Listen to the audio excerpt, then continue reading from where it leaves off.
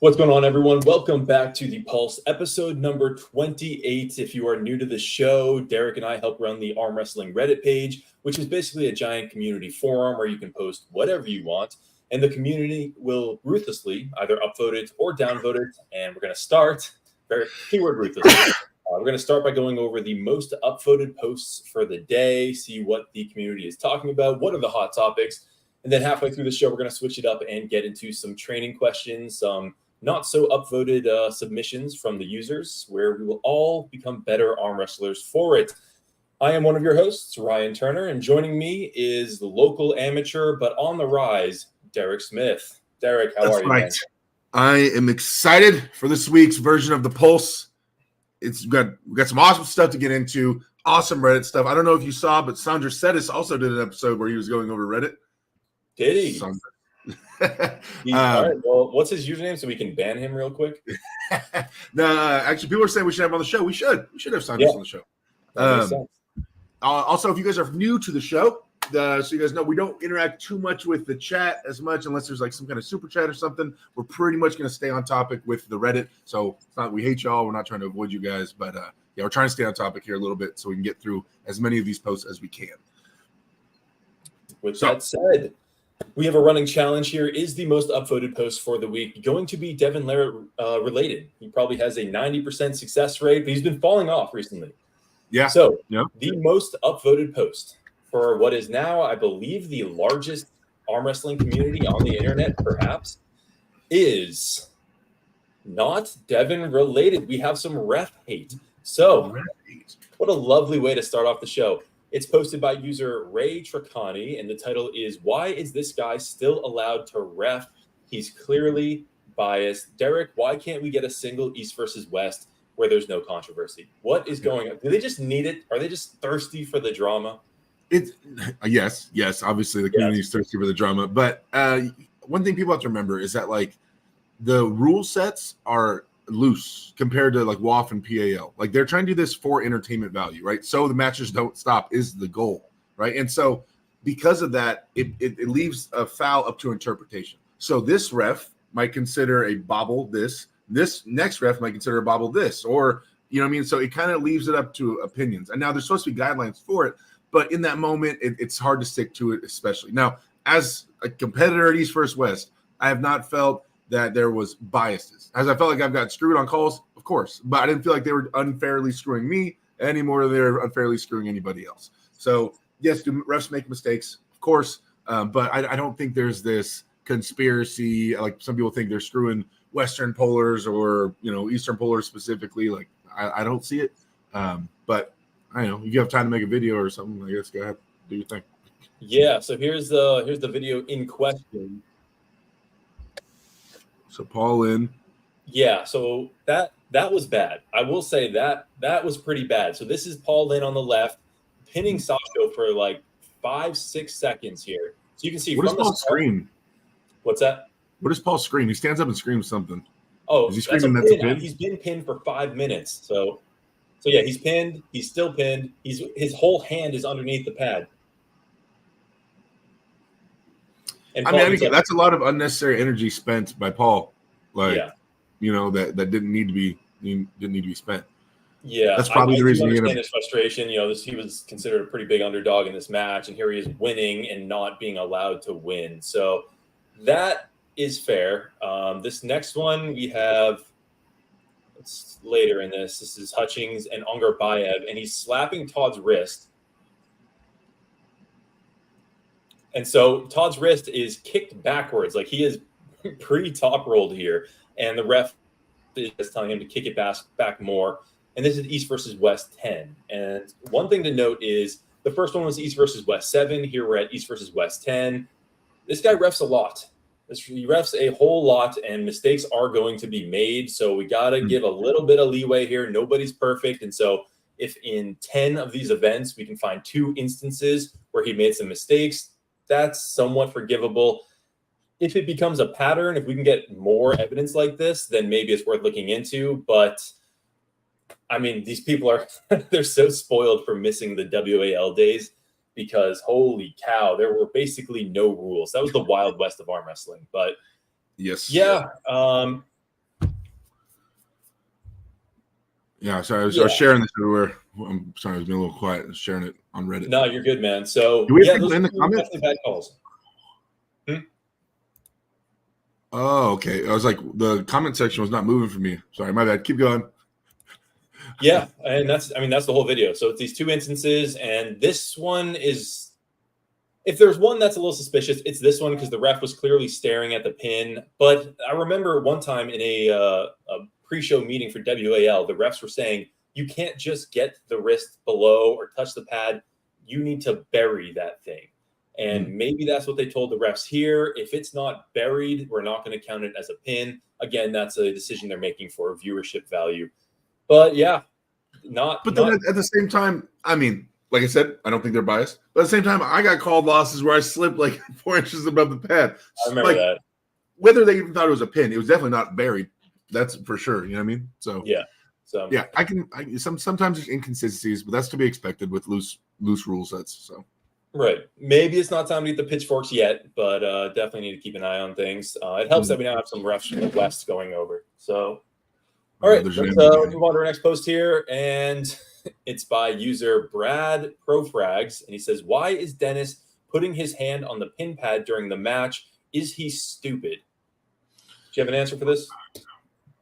What's he doing? Does he not know how to arm wrestle, Derek? Yeah, it's supposed to go the other way. Everybody knows that. He's working on his. He's working on his external rotation, his reverse side pressure. Reverse. Yeah. No, go the other way. What a match, man! We didn't talk about it last week, but holy cow! I mean, was it what a match, or was it what a shock? Fair. That's fair. What a shock. Lot of people have to put their shoe in their mouth here, man. This was just a dominant display. Didn't need to do any funny business. Dennis was just beat straight up. I really thought it would be closer. I mean, that's the biggest. I had Devon predicted to win, but like I really thought Dennis would have more for him. I don't know. So that was my biggest shock, like how dominant Devon was. But then of course you have the post like, oh, Dennis wasn't fully back yet. He wasn't ready. This was too soon. But I don't know if you saw, Devon made a response video saying, listen, I'm actually the one who pushed the match further back, and you were upset at me for that. If you remember that whole drama, they wanted the match sooner. Devon pushed it back. And so that's not a valid excuse. You say yes. In the end, no matter what the athletes say, no matter what the excuses are, if you say yes and you put your elbow down on that pad, it's all you, bro. I understand that, and I hate that, and I've lost, and that's so many excuses. But in the end, I chose to do it. You reap the, what comes after that. You reap the crap talking and the hate. Like, don't put your elbow down. If you're not going to do it, you're not ready for what's going to happen. Don't put your elbow down. And that's true for all arm wrestlers. Right. If Dennis has something to say, he can say it. He doesn't need a bunch of internet trolls defending him. He's a big boy. So, true. All right, moving on here. We have a post from user Stretch Repulsive 4907 saying, would this make me world number one? I mean, yeah. If it was an official match against Devon with referees current that wasn't like a year ago, then yeah, for sure. Number one. Yeah, no, I think this counts, man. This counts. Devon does have a tendency to give up a little bit too much slack in this flop rest position and get caught out. I'm thinking Wagner Bortolato, granted that was left hand, but he likes to work that kind of pronated brachioradialis posting position, but then he gave a little too much. I mean, kudos to Stretch Repulsive. Nasty. Oh no, it's not easy to pin Devon in practice. He puts up a hell of a fight. I believe that video that's the one where he went where Austin Jaggers pulled Tim Bresnan. It was that weekend, I believe. It could be. So that would have been like a year ago. Yeah. Either that or Devon's pulled in similar places with similar backgrounds. But I think that's that weekend. So that was a little while ago. But yeah, I mean, I have videos I haven't really shared of me just dumping Devon 400 times in a row at practice. Like, because he arm wrestles everybody there for 3 hours in a row. It's right. Like you hear about this stuff, but until you go to a practice and you see Devon and he legitimately walks up to the table and won't get off, and he'll arm wrestle everybody in the room. No breaks, back to back. It's crazy. It's crazy. I was at a Granite Arms practice, which is where RVJ trains, and he was like, I don't leave this place until every single person in the room can pin me. That's when I know it's time to go. And so if someone whips the camera out towards the end of practice, you get the post about how RVJ lost to a 12-year-old girl. So keep that in mind. Practice, people. Moving on, we got a post From user Lucky LR7, he says, I just realized even if Devon were to beat Lavon in a rematch, people would say Lavon was injured in only 78.9364% of his prime shape. That's exactly what we just talked about with Dennis, right? He beats Dennis, and it's, oh, well, Dennis, blah, blah, blah, blah, blah. So you can't win, and that will never change. Even if we wait 5 more years and they have a rematch, people are going to be like, oh, he wasn't his 2022 self or whatever. So that's just the nature of the game, man. That injury with Lavon, like that's one of the first things I brought up after it happened. I go, man, I don't think people understand what this means in terms of like match predictions and excuses and all these things that are going to come forth out of this. Like now there's a a weakness in the armor, right? And like, and it's just it's also at the same time that Hermes kind of found a little bit of a gap in Lavon. So we found a gap in Lavon when he wasn't injured, but now he's injured. So any losses he has, is it due to that gap, people figuring it out, or is it now just because of the losses? Or maybe because the injury, So that's gonna be a thing. Every match now with Lavon is gonna be a question marks. Well, I'll tell you what, man. I hope I don't want to see Devon versus Lavon in March or whenever Lavon's ready, early 2024. He said, I don't want to see that first. I want Lavon to get his feet wet again, see how he's feeling, and then when we have a better read on his current level, take on someone of Devon's caliber. I would hate to see Devon versus Lavon right out the gate. Because then it does leave questions like what shape really is he? This is his first match after a major injury. Then it's a valid, not excuse, but confounding factor. We'll call it that. So next up, we have a post by user Best Glazard. He says, there can only be one true king. Can't wait for the rematch. A lot of Devon Lavon love here. Neither can we, but again, let's wait a bit. Next up, we have a post user Skill for Hire. The 95-kilogram world title holder in arm wrestling is vegan. I didn't know Sasha was vegan, so I saw that post. He's vegan, yeah. Really? I have no idea. You wouldn't know it, man. I don't know what kind of veggies they're growing over there, but my goodness. Yeah, man. Sasha was jacked. Yeah. People were talking in the chat today on Discord. They were asking about Todd Hutchings and Sasha, and they want to see that. It happened in 2018 in Moldova. During the tournament, Todd ran over Sasha. But I mean, Todd is just a bigger dude, and they'll go into a hook. But I know a lot of people are going to be bringing that up now. They're going to want to see that match. But you guys can go back and Google that. It's there. But I'm down to see it now. Sasha is bigger and stronger, and it's not a tournament; it'd be a super match. So, would you want to watch that? Would you think that'd be close? Of course, dude. Any inside battle. We see so much top rolling now at the highest levels. Like just seeing a nice inside match is so satisfying and seemingly increasingly rare. But yeah, I mean, I would watch Todd Hutchings arm wrestle a gorilla, a bear, a middle schooler. The dude is just, I think he's an absolute freak of nature. We need to donate his body to science once he passes so that we can figure out what the heck this man is doing. Because it doesn't make sense. I was so sure, man, he was going to get smoked by a Hunger Bayev. I was like, this is going to be rough, man. This might be rough. And then, what do you know? So, never doubt the man. He's one of my favorites. So next up, we have some funny characters from Devon. Can you hear the audio? Nope, I don't hear the audio. You don't hear the audio? Okay, well, here is Devon's Dave Chafee. And next up, we have Devon as Thea Rusevs. Yeah.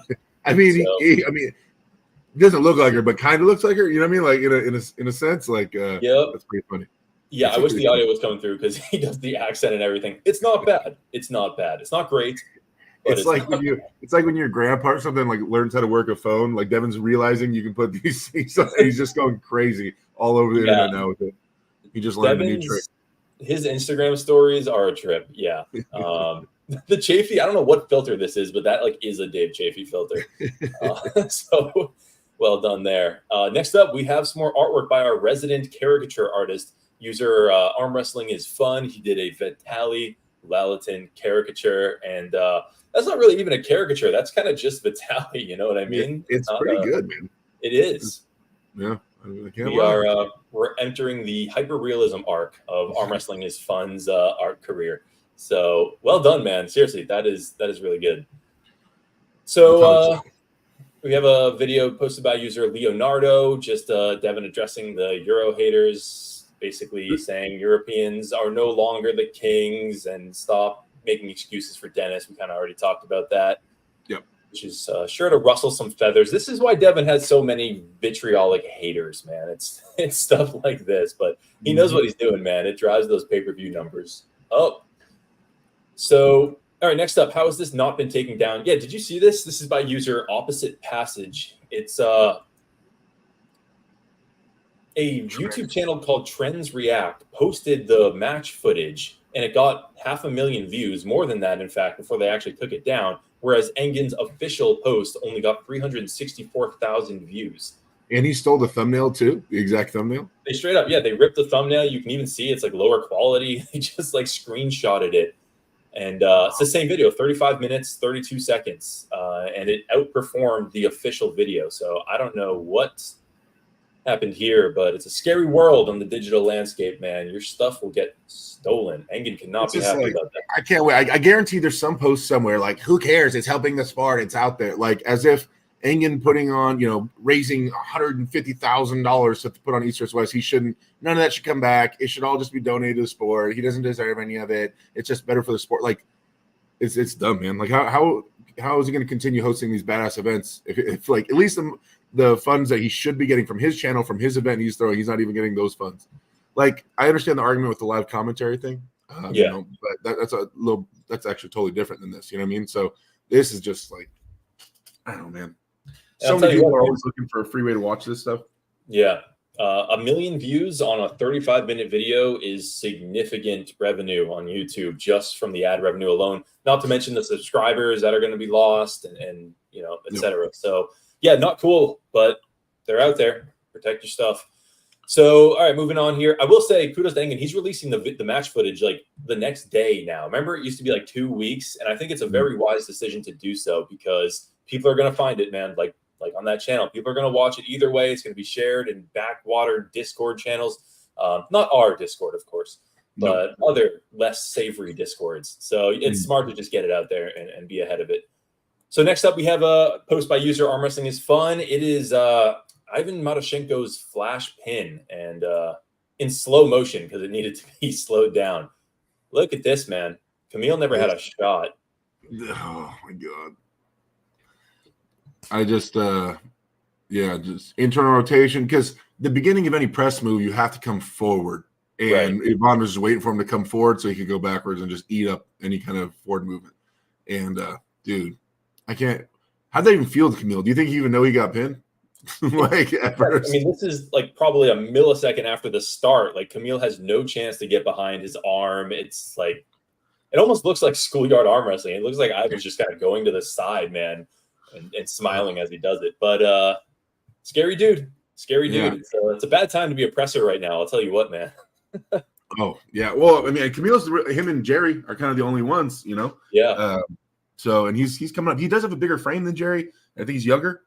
Yeah. I'm really excited about Camille's future, to be honest. I don't know if he's there right now, but he's if you have someone that's going to hold on to him like Dave Chafee, great. Camille can beat some top dudes. It's just guys that are going to be pulling backwards or rolling out. Like it gets a little rough.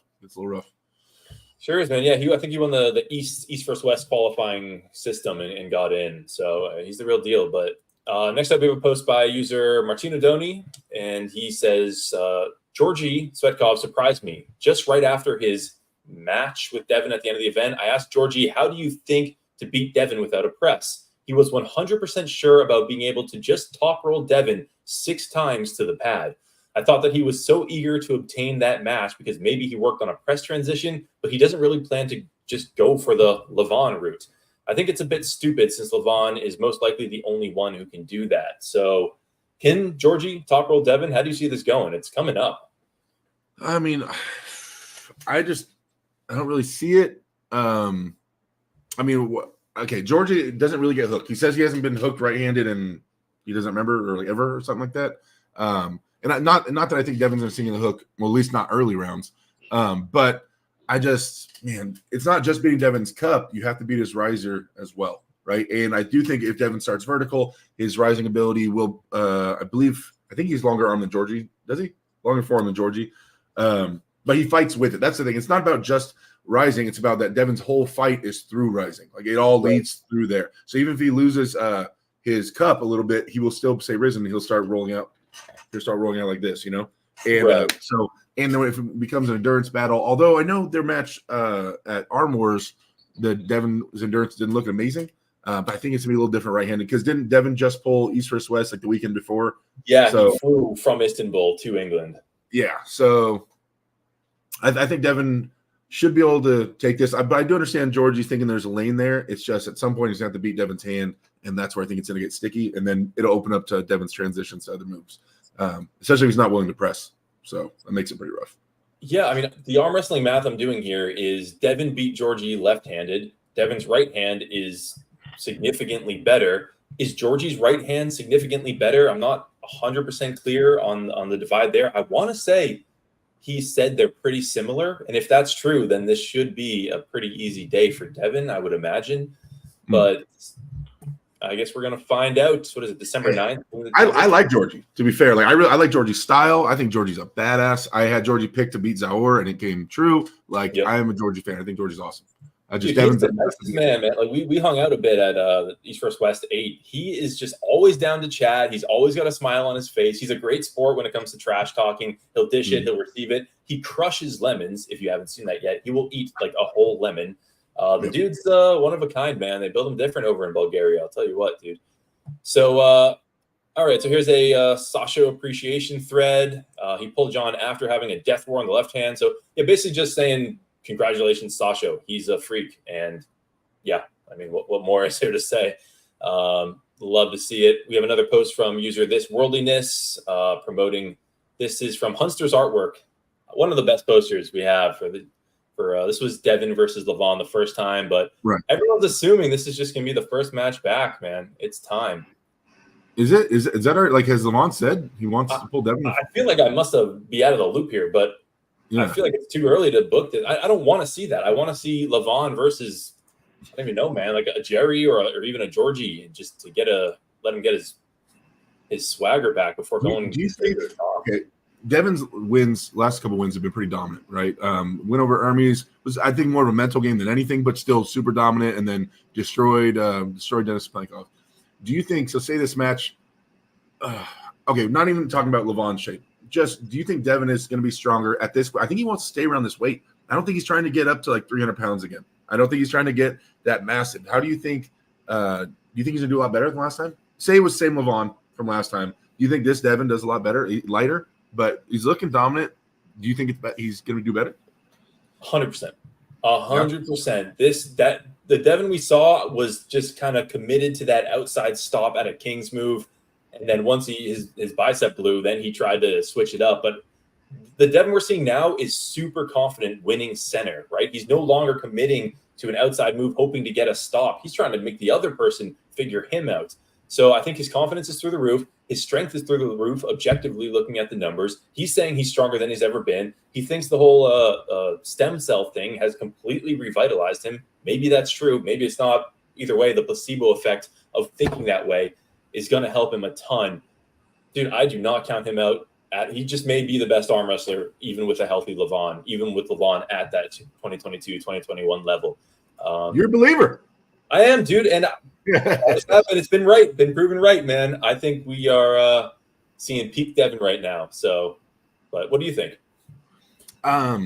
It's hard to tell. I do believe that Devon is being more active center table. When we say center table, guys, we're talking about ready to go, what's happening, like basically inside the shoulders. Like generally, Devon would always be out here on the fringe trying to King's move and something like that, or be all the way in shoulder committed and trying to press. It wasn't a lot of center table control. It was either all the way in for Devon or all the way out. But now it seems like he's kind of dominating center and more controlling the match. Now, if we're basing off Hermes and Dennis is generally a defensive, whether it's King's move or trying to hold in a hook, right? So I don't think Dennis really fights for center too much traditionally, right? In so many instances, you see Dennis in defense, holding or King's moving. So I don't know how much of a fight he put up there. And then the Hermes thing, like I said, it was so mental. Like Hermes just giving up in the setup, and not to say that Devon couldn't have beat them there. I'm just saying, like, those are weird matches a little bit to base it off of, based on like how it went and who those pullers are.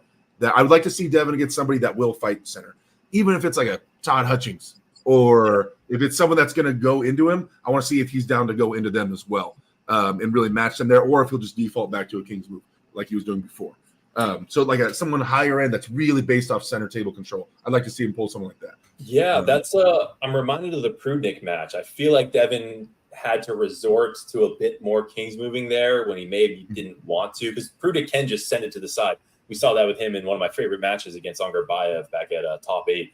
So didn't Todd Hutchings say he'd be down for a match with Devon? Maybe I'm making that up. Maybe that was a fever dream or something, but I'm pretty sure he's like not calling him out, but like he floated it, and I bet Devon would do it. Okay, they pulled at WAL in what, like 2019 or something, and Devon won that. But it was close. If you remember, Todd basically pinned him round 1, and Bob Brown was screaming from the crowd. But yeah, I would love to see that.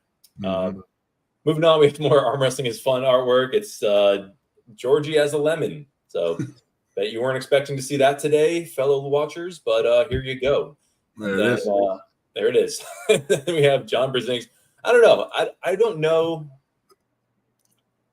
John Brzezinski face not his best, in my opinion. The nose is a little weird, I think. I think it's a nose thing. I think it's the nose. The hair's good. Everything forehead up, well done. The little vein coming up the side. Yeah. Yeah. But the thumb with the 6-pack makes up for everything. So yeah. So what was it like gripping up that hand? You pulled John. What is it as big as people talk about? It's wide and thick. It's not the longest fingers. It's just it's a wide, meaty hand, you know. His thumb. You don't really notice, like, you know, when you arm wrestle somebody, you don't really notice how thick the actual bone of their thumb. You notice the meat around here, but you don't really notice the thickness of the thumb itself compared to like the other four fingers. You can kind of feeling those. So I never really noticed when we pulled how thick his thumb is, but I just know that his pronation, his ability to go like this, feels like hydraulic, like a machine, like a press, like it just moves. But dude, John was jacked. He was so ripped for that match with that weight cut. He looked thin. I mean, I predicted John to win. You guys know, if you follow me, I predict John to win all matches. I'll never vote against the GOAT. And I still get crap for it. People still message me. They're like, predict that one wrong. And I'm like, I predict all John matches to win, right? I won't predict against him no matter what. But yeah, I mean, that match with Sasha was great. Sasha was great. But also, you know what no one's talking about as much as they should be, how amazing Artem Tainov is. And how exciting and explosive. I know he was bigger than Sasha, but like, dude, I don't know. He is a good addition, I think, to East vs. West in terms of just entertainment. He's explosive. Dude, that guy's great. Speaking of good additions, man, how cool is all the fans in the background? Yes. Oh no, I don't know. Are those all VIPs? Like the VIP experience, the thing, the $1,000 thing?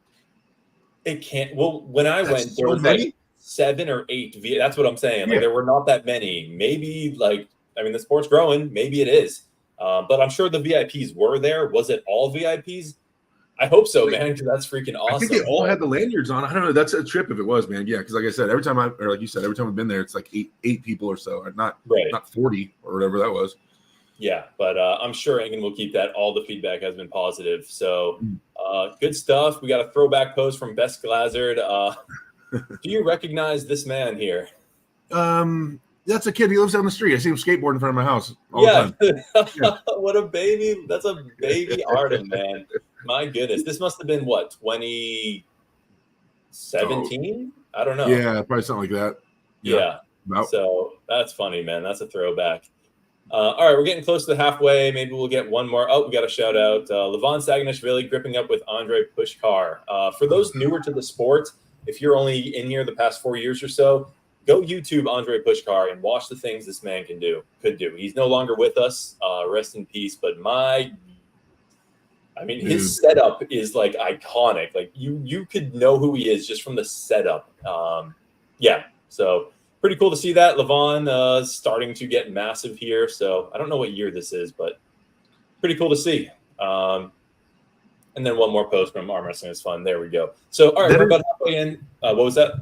See, that picture does look like a cross between Godzilla and Toddzilla. Yeah, it is. It is fitting. This was funny. All right, one more. I don't know if the come through, but this is Rustam Babayev's son, apparently, with Lavon. It says, "May I, Rustam's son? How tall is he? Taller than me? How?" So Lavon is what, 6'3"? Yeah. And Rustam is 5'8", maybe. So that dude ate his veggies, man. That is some funny stuff. Life is weird like that. All right, let's get into some user submissions here. So these are no longer the most upvoted posts. These are hand selected that are, just interesting that we wouldn't get to if we only looked at the top posts. But before we get to that, Texas Piranha with a super chat. Super chat. He says, AWU4 was a greatest event this past weekend. Won my first super matches each arm and lost to Austin Jennings right after. No shame in that. Anyways, hope to see you December 16th at my house, Ryan. Yes, dude. We need to link up down here, man, down in Texas.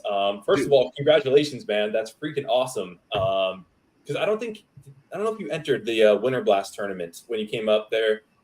Yeah, he did. He did. Okay, yeah. But yeah, you're doing super matches, man. Won them both, each arm. Beast. Dude, you gotta go to Mike's house. He has legendary parties at his house. I've been there 2 or 3 times now, and it's crazy. Barbecue, ton of arm wrestling, so much fun. You gotta head over there. I will go. Have you gripped up with Mike? Yeah, 1,000 times. Yeah. That's my guy. I named him the Texas Piranha. Literally, I came up with that name. That's my guy. Mike is my guy. Coming up with the King's move, Texas Piranha, man. You are just the name guy. You gotta leave your mark, Ryan. You gotta start naming some stuff. Doing your thing. Texas, if you're in the chat, let me know what town are you in, and we'll make that happen, dude. Tyler. He's in Tyler, Texas. Tyler, Texas. All right, I'll look that up. But yeah, man, thanks for the super chat and supporting the show. Means a lot. Helps keep the lights on here. And I will we'll grip up soon. Thank you.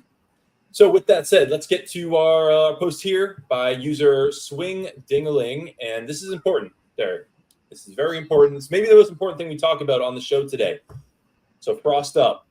He writes, why aren't they topless? Why are they hiding their bodies? At least do it without sleeves. They have the largest arms in the world and are wearing shirts. Wouldn't topless make it look more epic? UFC fighters don't wear shirts either. I am a straight man, so this isn't even sexual. Is this a straight man? And how do you feel about that suggestion, Derek? As a competitor at East versus West. You guys want to see my abs? Like, I'm jacked. I'm tan. I'm jacked. All I worry about is how I look with a shirt off. Guys, you would turn it off. If I went out there with my shirt off, you would unsubscribe and ask for your money back at East versus West. I'm gonna tell you that from me. Now, there's some guys that are jacked, 100%. But you see the tan lines that we rock as arm wrestlers? These are mostly like construction workers, and like it's just not the best look for that. Maybe they did sleeveless, not this one. The last East versus West, it was sleeveless shirts. Yeah. And you can see some guys. It's just I was laughing my ass off. Who was it that pulled? What's the name that pulled Todd Hutchings? Ibrahim. Yeah. We'll go. I think he had the gnarly what's it called? The tan lines. But I don't know, man. I mean, I guess show the biceps, but topless? No. Like that's I don't know. Yeah. Well, that's not for me. I that's not a good. You want to see Georgie Svetkov out there running around topless? I don't know, man. I don't know if we want all this. I don't think we need to go that far, but it does have 25 upvotes, so the community's kind of into it. I don't know what that says about our Reddit people, but let's start with sleeveless. I think that's a good first step, and we can have like a spray tan station. Yeah. We have someone in the back spray tanning us. Like, give the people what they want. All right, let's move on quickly here. This post is by Teaching Head 8235, and he writes, I'm quite new to arm wrestling, about 4 months in, and I found myself being quite good offensively with a top roll, mainly posting, but low hand is starting to work for me as well. But the second someone stops me, even slightly in the middle or when they turn the tide and I get to their part of the table, it's over for me. I'm working on my defensive capabilities, but I find it quite hard to click for me. Does anybody have any proper tips on how to get a good open top roll? The open top roll seems like the best move for me to learn defense since my hook abilities suck. Offensively or defensively, the hook just feels awkward and alien to me. Any tips and help is much appreciated. Thanks in advance. So this guy's losing center. He doesn't have a good hook, so he's not going to shoot a defensive hook, and he wants to open top roll. And for those not in the know, open top roll, basically like a defensive top roll. You open your arm angle quite a bit, not quite a king's move. You're not rotating your humerus over like you would with a king's move, but you are open with the goal of cracking that wrist. So, Derek, how do you feel about this man committing to the open top roll? I think I know what you're going to say, but I want to hear it. If he was on my team, and this is a scenario, we'd be learning how to hook.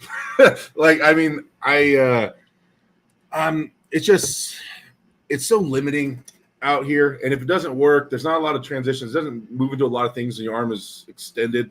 It's getting too big, right? I can't get in the frame. There's just not a lot of things that can happen back here. It's positive. Even if you are able to take the wrist somewhat, you still have to use a lot of things and tire them out. And you're hinging on your pronation at the end when they do their surges. So it's all pronation based. Rising is what's going to protect your hand from them being able to climb above. And this is one of the small scenarios in arm wrestling where grip can actually be a player, because you need them to not climb. So the more you can clamp down, especially in the straps and things like that, and rotate, the more it's going to put pressure on the wrist. But I think it is a high risk of injury. I think it doesn't transition well into a lot of moves unless the guy gets super tired. So especially in a tournament, that is a rough way to arm wrestle. I would say, you said your hook sucks. Okay, so why don't we work on that? Why don't we learn how to hook, learn how to be offensive? Everybody's, especially when you start as top rollers, happens all the time. You try a top roll, the guy crushes your top roll, and then he pulls you into a hook. You get into a hook you didn't want, and then you get ripped open. I would really adventure and check out more offensive hooking. I know he says my offense and defensive hooks sucks. I would start embracing that a little bit, though. Why not just learn how to do that more effectively, and see how an offensive hook would feel? But I wouldn't ever sit and spend my time teaching someone how to open top roll. To be honest, it's not even in my coaching book. That's something I pursue. I just think there's a lot of downsides to it, especially if you're a tournament arm wrestler.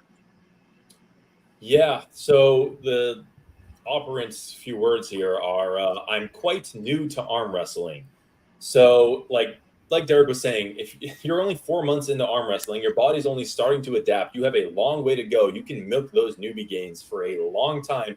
And what you're telling us is you have a successful lane as an offensive top roller, attacking off the start. But in the scenario where you lose center, you're in trouble. And so you're saying for that one reason, for that one hole in your game, you're going to totally switch up your style and just commit to an open top roll. That seems like throwing the baby out with the bathwater. What you should be doing is looking at this and saying, why? Why do I lose center so easily? How can I fix that and start taking steps towards doing that? Because you have a lot of pieces of the puzzle. You said it yourself. You're good. You can low hand top roll, and you're good staying on the offense. So find the problem and plug the hole in your game instead of just throwing everything out and putting a bunch of time into a move that, like Derek was saying, doesn't leave you many options and isn't really where you ever want to be. Ideally, you never want to be on the losing end of an arm wrestling table. So don't train for that, especially if you're new. Give it time, man. Your body adapts in such crazy ways. There are moves like a flop press. I couldn't even fathom doing that when I first started arm wrestling. I'm like, my elbow will explode. I'll be just dead laying over this table. It hurts so bad. And now I can completely full send a flop press off the start against Tim Bresnan. Your body changes, adapts. What's uncomfortable now becomes comfortable as you get more into things. So keep an open mind, especially if you're new. So there you go. Hope that helps. Wrist stability. This post is by user NoInspector6625. He says, wrist stability, how to increase wrist stability. It feels like my wrist is loose. I'm not talking about strength, but stability. Maybe you are talking about strength. It seems like riser makes my wrist extremely unstable and shaky. What else should I add? So, obviously, when it comes to small wrist stuff, your rice bucket, right? It's just how many gallons is this thing? I don't know.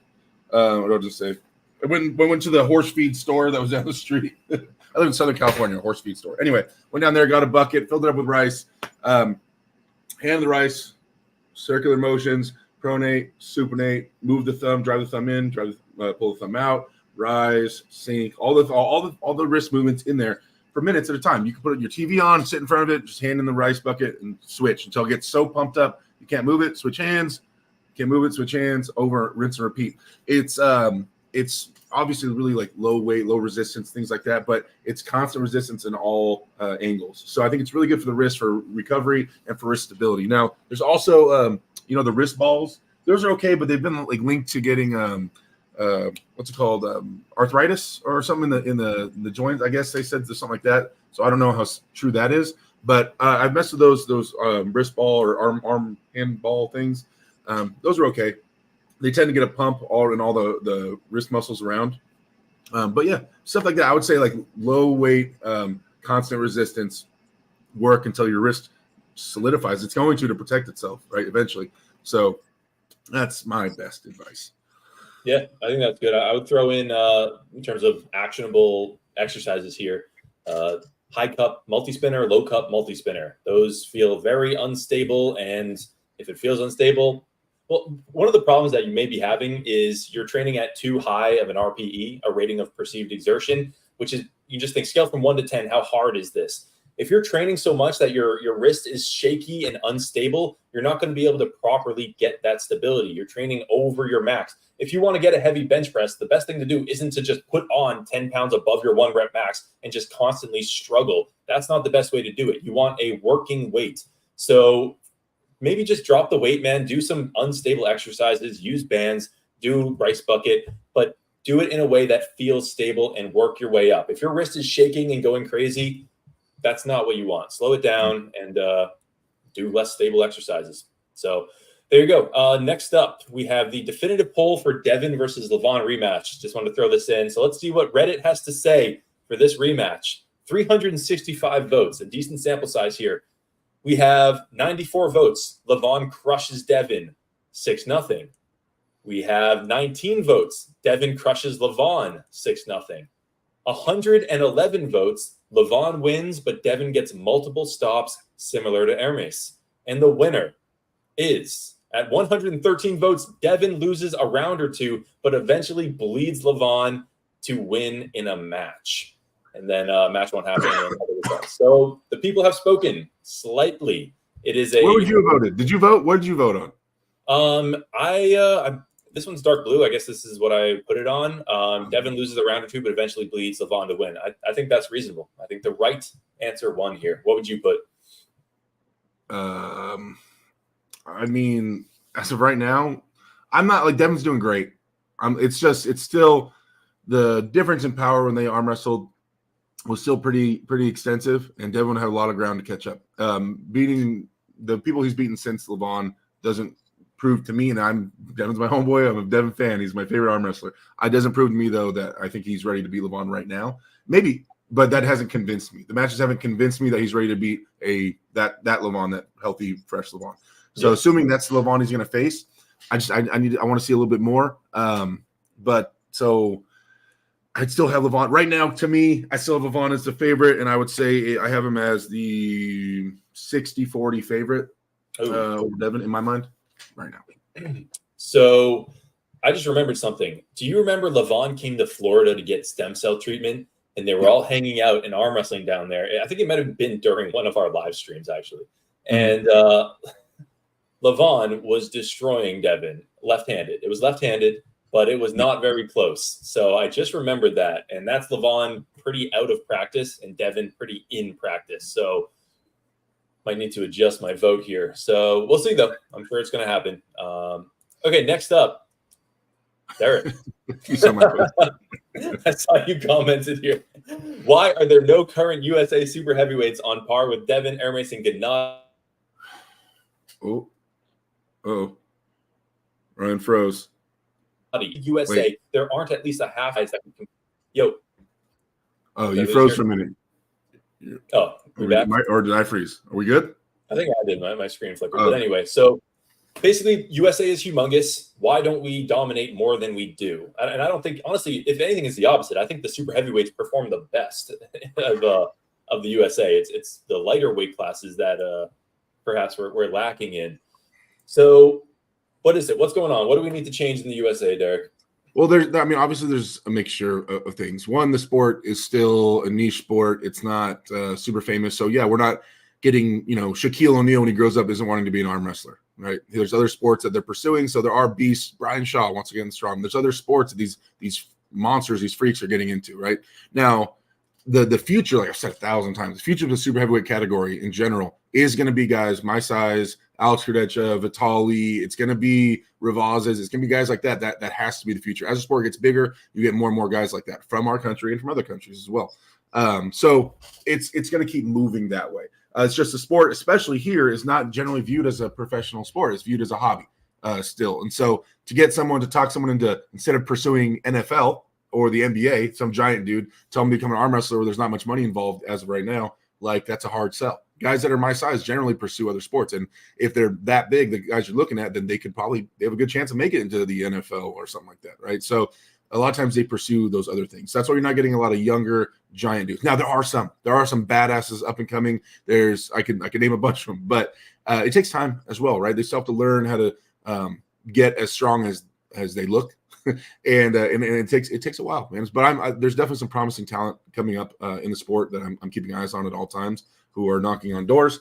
And I'm trying too. So like, this dude can back off, man. I'm trying, all right? It's just not that easy. These guys have been arm wrestlers since they were 3 years old, right? Yep. And it's like a profession over there, man. You know, we got a couple jobs, kids and stuff. I mean, chill. We're trying. Yeah. Derek's turning into our guy coming off a hot win. So excited to see where he goes. And I think you hit the key point. I think I'm a good test case here. I didn't grow up in an Amish village. I had internet access my whole life, played sports. I did not see an arm wrestling table, nor did I know it was a competitive activity until 28 years old. All right. So somehow this sport evaded me. That's how niche it is in the United States. And people just need to understand that nobody, even today, I mean, even with YouTube, TikTok, and viral clips and everything, when you tell people you do arm wrestling competitively, they're like, oh, that's a thing? I did not know. So we got a lot of work to do on that front. Ryan is not Amish, but I said I did not grow up in an Amish colony. Not that there's anything wrong with that. But we do have a message here from longtime member Savage Arm Wrestling, and it's an interesting question. I've had this discussion before. Very interested in your thoughts on it, Derek. He says, I don't think Devon is competing to be the number one. I think he is competing for the title of GOAT. And now there's a couple points there I want to touch on.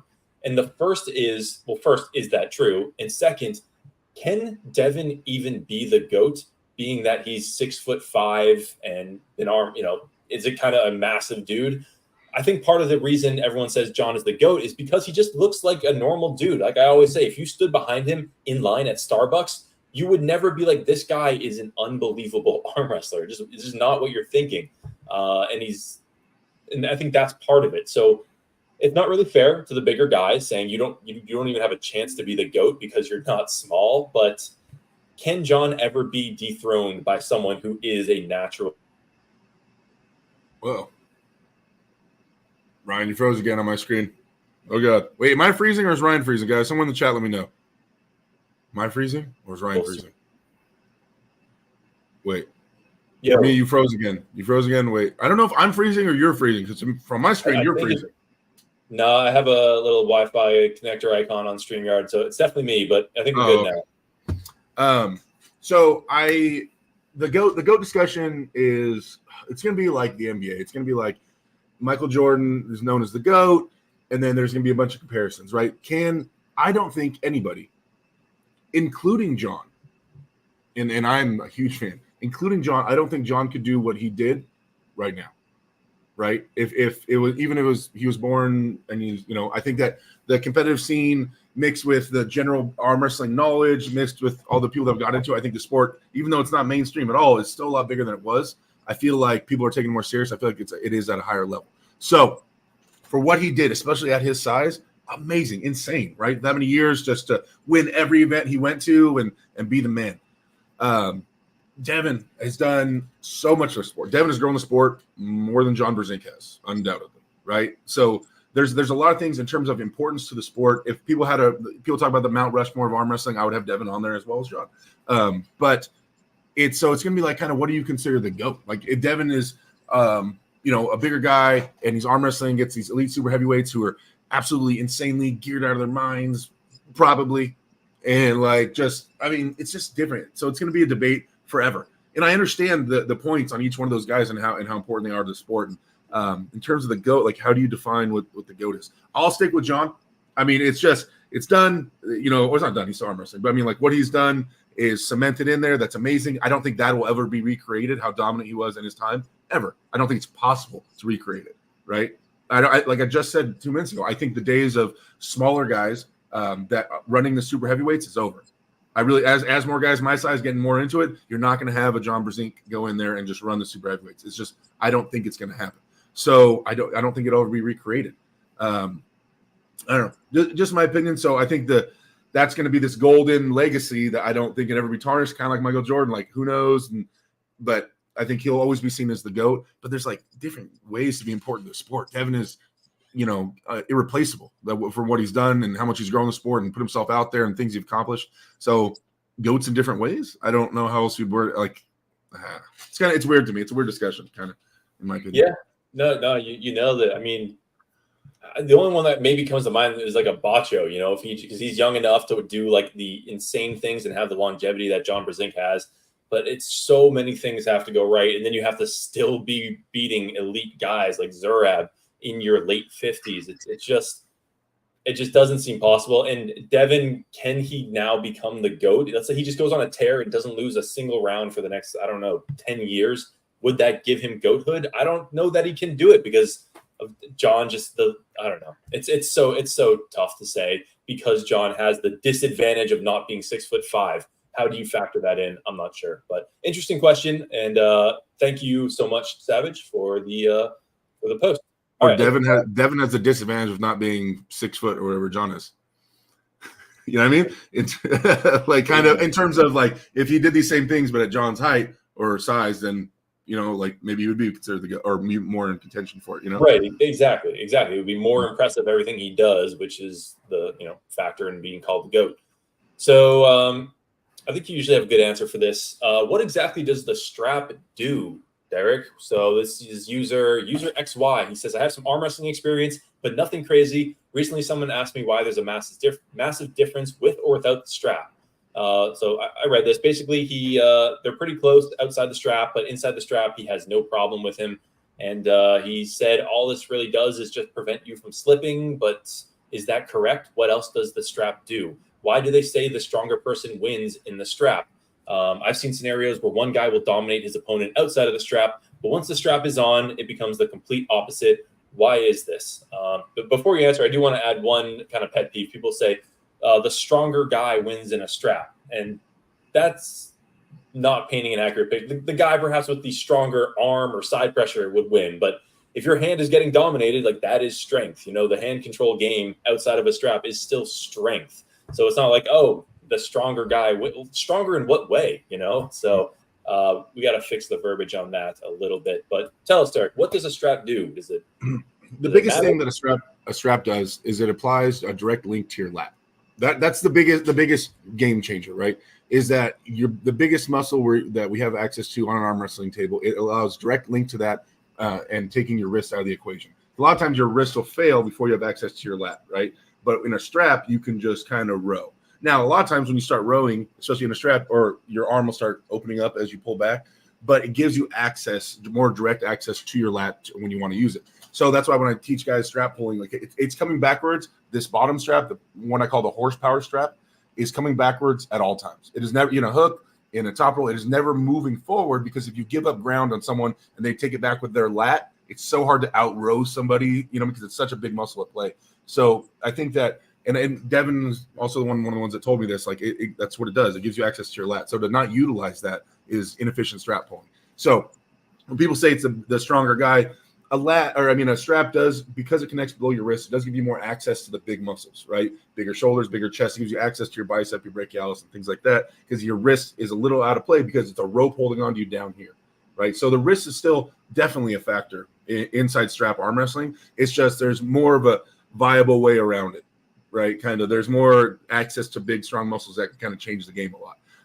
That's why you see Todd Hutchings in a strap a lot, right? Because people will run from whatever, and then even with his wrist cracked back a little bit, he can just start driving without having to hold on to them. Devon's at the point now where he's so strap proficient that like he was at my house. He went into my practice a while ago. And we had a sledgehammer. I mean, everybody on the team was trying to pick up the sledgehammer from the ground and see if you can do it without your wrist dumping down, right? And so I was like, Devon can out-rise all of us. He does nothing but riser training. I was like, all right, it's all riser trying to dump your wrist. And he couldn't do it. And I could do it for reps. I could pick that thing up and swing it around. And I'm like, but I know Devon's riser is way stronger. He just doesn't even train to hold on at all, right? He cannot hold on to the hammer and rise. He just does everything without holding on.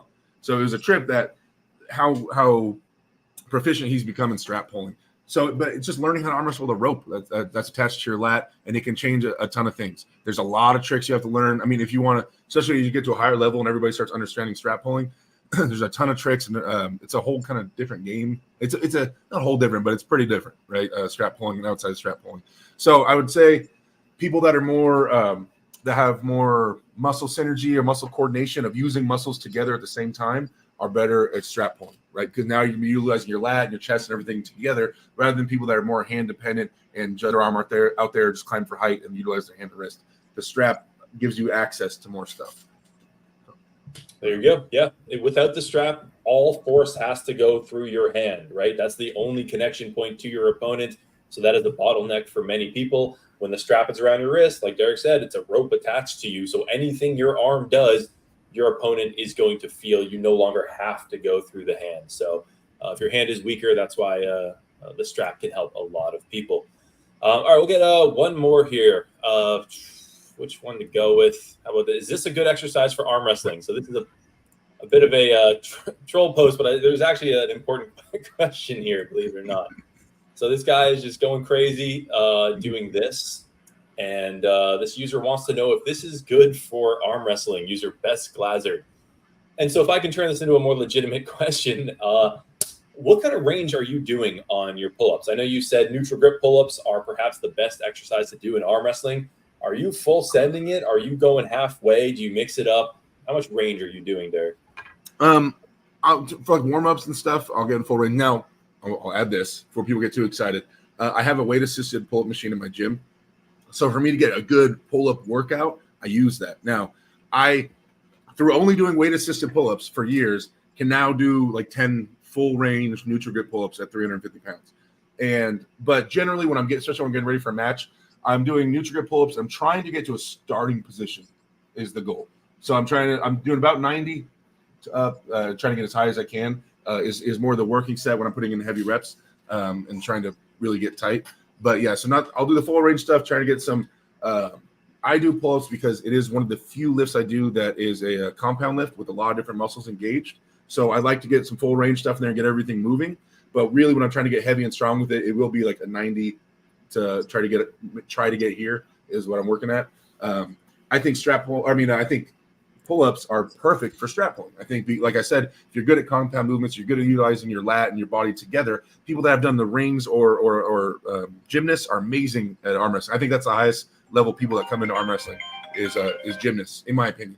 So I think that being able to move your body weight around and contort your body can carry over a ton to arm wrestling. That's why I say it's the number one lift. If I had to choose one, I would choose neutral grip pull-ups. So yeah, I'm not doing full range. It's halves when I'm really putting in heavy work. But I start my first 1 or 2 sets with full range, weight assisted for my big ass. But yeah. Okay, so what I just heard is you look exactly like this in the gym. Is that accurate? Yeah. Yes. There you go. Awesome. Good answer, man. You want to train for what you're doing on the table, right? And you do not want to be like this, fully extended on an arm wrestling table. So it's better to do more weight with a more accurate range of motion when you're trying to build strength. You don't do pull-ups, Ryan? I do. Oh, okay. All right. Of course I do. You better be able to do more pull-ups than me. You can do more than 10, can't you? Yeah, I can definitely probably hit. You don't have to say it like that. You don't have to be like, you could just say yes. You don't have to put me down when you said it. Yeah, listen, man, I got to take the wins where I can get them, all right?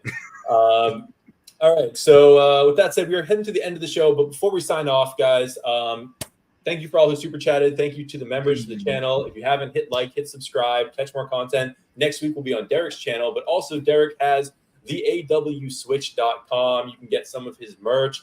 Really cool hats, tanks. You also have are the new stuff up there? We just launched it today. We just launched a hoodie and oh, did you?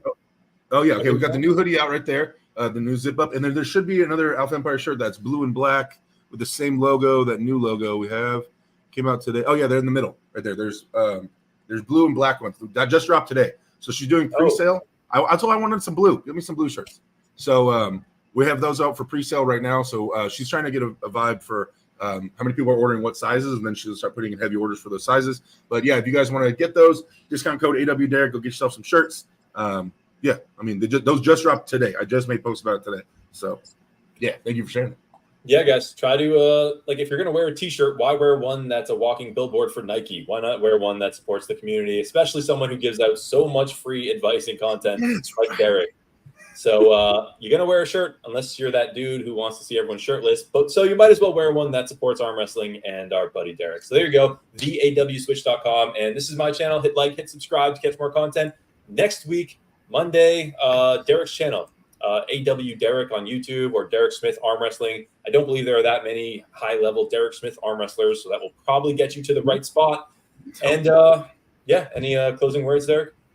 Thanks for hanging out, guys. Obviously, subscribe to Ryan if you're here and you're not subscribed to him. That's weird. If you guys can share this video, that's stuff that really helps. Want to get this show out there more.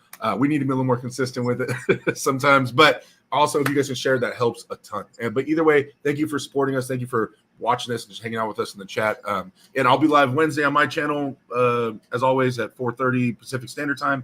But yeah, thanks for hanging out, and thanks for all the support, guys. We will see you next week, Monday, Derek's channel. Thanks for tuning in, everyone. Yep.